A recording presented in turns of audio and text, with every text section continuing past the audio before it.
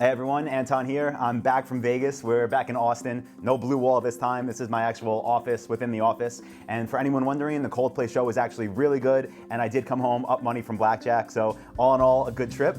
With that being said, let's go ahead and get started with week 4 of Dropship Weekly.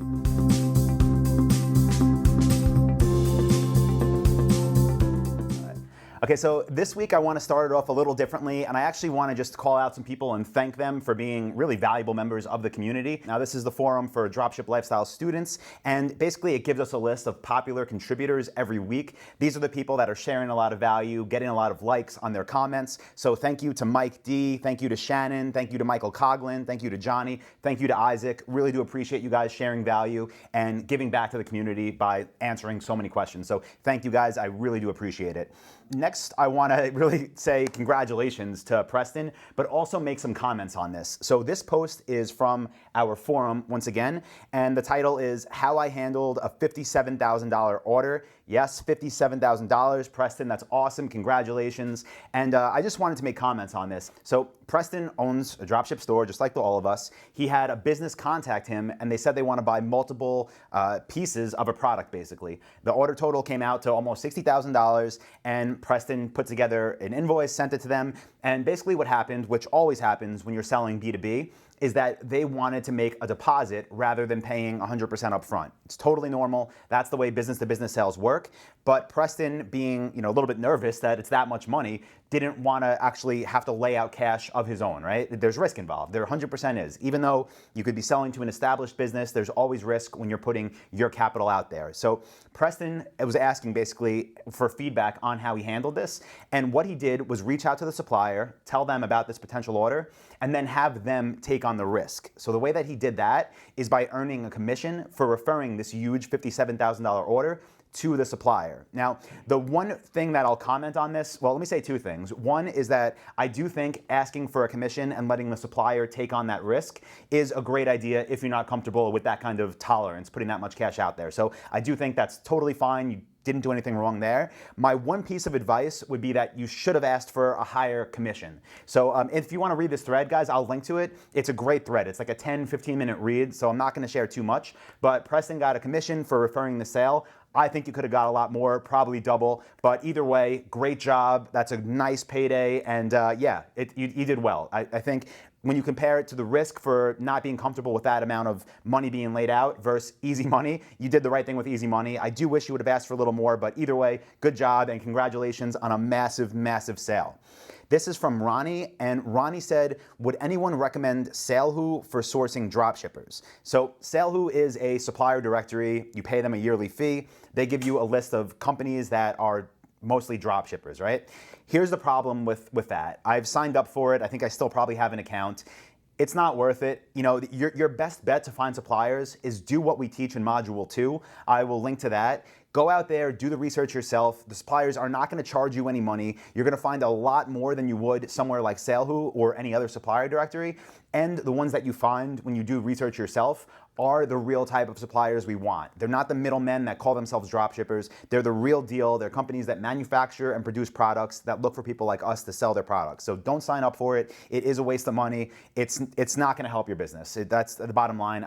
In my opinion, it's not going to help your business. Right now we're in version 4.0 of Dropship Lifestyle. It's been great. We launched it about a year ago, and it's got amazing feedback. With that being said, it's time for a refresh. We're adding in some new courses. We're changing up some videos. So I posted a poll to see where people were getting stuck and where they wanted help. But basically I said, hey everyone, we're planning this new version. Let me know where you're struggling if you're stuck by filling this out. And overwhelmingly, the majority of people said niche selection, so picking products to sell.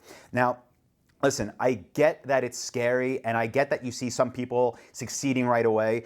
But it's not because of the product they picked, okay? Just picking a product isn't gonna make you successful or not. And then I'm gonna open this labs right now and actually scroll through these comments. And there's a bunch of them. People are saying they selected a niche, but they're stuck on how to get traffic, or they can't think of any niches. And we can look around my office and I can show you how many potential things there actually are to sell. Let's do that. We'll walk around here and I'll show you guys how easy it is to find product ideas. All right, so I apologize. It's a bit of a mess in here. We're still getting settled in, but let's just look around, right? We have wall art, we have coffee tables, we have computer chairs, we have accent chairs, we have a microphone stand here. We have a desk. We have headphones. We have computer chairs. We have more desks. We have here a bookshelf, right? And we'll walk around and see what else there is. You know, more different types of wall art. There's just so many different options. What do we have out here? We have large file cabinets, right? We have smaller file cabinets. We have a kitchen table with dining chairs. We have water coolers. We have coffee machines, we have microwaves, we have refrigerators. And listen, I'm not saying all these things are going to be great for products to sell, but they're going to give you ideas that you can then at least research, right? So out here we have more desks, we have whiteboards, we have computer stands, there's just so many things. And this is one office that, as you could tell, is empty right now. We still don't even have all our stuff in here, but there's plenty of things, right? So don't think that like finding a niche is impossible. There's plenty of it. And by the way, we have our blue wall here. See, I am back in Austin. And even paint and things like that, whiteboard paint, regular paint, carpet, these carpet tiles, that's a niche, right? There's plenty of things. So listen, here's the deal. Like, don't think that you have to pick one product. And when you see other people succeeding and posting their screenshots and saying they did all these sales, it's not because they found one product that is better than yours. It's not because they found one thing that's so amazing. I mean, these floor tiles, I could sell them, or you could sell them, or who else? Someone else in the world could sell them. And maybe one of us is going to make no money. And maybe someone's going to make a few $100s a month. And maybe someone's going to make $20,000 a month, right? It's not because of the floor tiles. It's because of what comes after you choose a product. That's this whole business. Niche selection, product selection, that's step one. Doing the right market research, finding your competitors, finding the best suppliers, setting up a website that people actually want to buy from, actually talking to the suppliers and working out deals with them when you could sell for them, optimizing your site for conversions, getting the right kind of traffic. That's what matters. Then once your site's live, obviously taking care of the people that are already hitting your website. Track them with Lucky Orange. See what they're doing. Are they not buying? If not, why, right? Have live chats so they can engage with you and ask you if they're stuck. Like, why aren't you buying? Like, what do you need help with? Answer the phone when someone calls you. Check the emails and respond quickly. Okay, niche selection is important. I'm not going to try to say you don't need to do it right. It's very important. But once you get past a few basic criteria that we teach in Dropship Lifestyle, it all comes down to what you do from there. It's only step one. That's not going to make you money. That's not going to make your business. That's going to get you started. Okay, with that being said, let's go back to the office and I'm going to get through the rest of the questions in this week's Dropship Weekly. All right, we're back. Regarding niche selection, there is one more thing that I did want to point out here. This question was from Andrea. It's not really a question, but a comment. She was just saying if there was some more clarification on how to identify if a niche is saturated, that would be great. And that really is. It's a great comment. It's a great question. It's a great thing to want to know.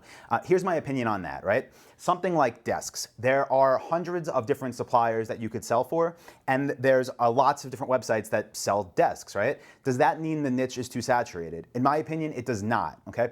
If you sell desks and build a desk website and you work for 3 suppliers that are being sold on every site out there, yeah, that's going to be really hard. But again, there's hundreds of possible brands that you could sell for. So what you want to do is find the ones that aren't too saturated, too competitive, right? And what I mean by that is the ones that don't have everyone under the sun selling for them. In Module 2, I'll link to it, of Dropship Lifestyle, about market research, I talk about the different tiers of suppliers, right? There's bronze, silver, and gold. Now, the ones that are not really that great are the ones that just approve everyone. Those are the ones in any niche that will be saturated. So even if you build a site in a niche that's not that popular, but you work with the supplier that approves everyone that everyone sells for, you're not going to have that great of results, right? So how do you gauge that, though? To answer it more specifically, how do you know? Again, don't look at it on a niche level, look at it on a supplier level, and the way that you check is by searching for a few of that supplier's products on Google Shopping and seeing how many stores the item sold by. We like to keep it usually 15 or less. So for example, if I don't know this desk name, if I search for this desk name on Google Shopping, I wouldn't want to see more than 15 other people selling it. If I searched for this desk name and it said this item is being sold from 50 stores, 30 stores, then I wouldn't want to really promote that supplier's products, at least not pay for traffic to it. So it's not about the niche being saturated, it's about the supplier, something to definitely keep in mind and focus on as you move forward. So niche selection was by far, as you could see from this poll, the number one thing people wanted help with. Really the next thing, what came in number 2, is conversion optimization. And that's, it's super important and something I definitely feel like we can help with moving into Dropship Lifestyle 5.0, add a lot more value and try to give you even more conversion optimization techniques and tips. Mike said, could use a list of the top 10 best practices. And what's funny is I have a blog post on Dropship Lifestyle that's called the top 10 conversion optimization tips tips. So I'm gonna link that right below here. It's a blog post, it's free, so you can all go check that out. But also, what I'll say about conversion optimization is that is module 5 of Dropship Lifestyle. Going beyond that, one thing you could focus on right now that I can give you like a quick win is to go to all of your competitors' sites and just see what they're doing differently. Some of the biggest conversion factors might be if they're offering free shipping and you're not, if they're including bonuses and you're not, if they have different kind of like discount code or different promotion, or if maybe they have live chat that's more in your face and they're engaging with people who are on their site. So that's like the biggest tip I can give you that you could do right now without me creating a whole training on it. Go to your competitors and just pretend you were a potential buyer and think why someone would want to choose them over you. Because yes, when people are researching these products, they're not only going to find your website. So see what they're doing, try to do it better than them. Okay, so I really wanted to keep these episodes to around 10 minutes, not to go too overboard. So I'm just gonna read off a few successes this week and just say thank you, because I really like to just call these people out because you guys are doing great. So to Ryan, just scored a big supplier. So just want to say, congratulations. You said you're trying to think of ways to sidestep the competition who prices very competitively. Go through module 5. Maybe you could do a great bonus offer. Maybe they're not doing that. Go through module 5, watch the video on bonus offers. I'm sure it will help you there. Next is to Jake, and Jake said, Anton, here's a testimonial for you, which is awesome. Launched his first store on Friday, which was September 2nd, and had 2 sales within 48 hours. That is amazing. Congratulations, Jake. Good work putting in that time up front. I see you booked a bunch of coaching calls with our different coaches, so it paid off. Good work, and yeah, good on you for putting in that effort before the reward, which now you're seeing.